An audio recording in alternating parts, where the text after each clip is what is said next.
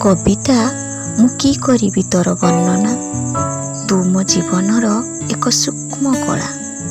କବିତା ତୁ ମୋ ଦେହରେ ମନରେ ଆତ୍ମାରେ ଗଳେଇ ମିଳେଇ ଖେଳେଇ ହେଇ ଯାଉଥିବା ଧାରେ ରକ୍ତ ପରି ଗାରେ ଶ୍ୱାସ ପରି।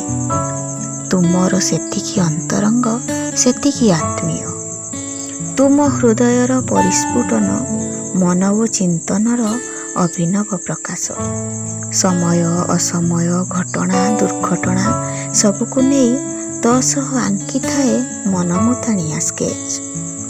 କେବେ ତୋ ସହ ଜହ୍ନ ତାରାର ମାଳା ଗୁନ୍ଥିଥାଏ ତ, ପୁଣି କେବେ ବନ ପକ୍ଷୀର ପଞ୍ଚମ ସୁରକୁ ତୋ ଦେହରେ ଖଞ୍ଜି ଦେଇଥାଏ।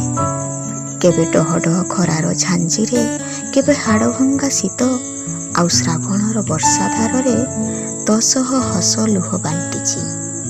ଦୂରତାଳ ବଣର ଚିତ୍ର ତୋ ଦେହରେ ଆଙ୍କିଛି।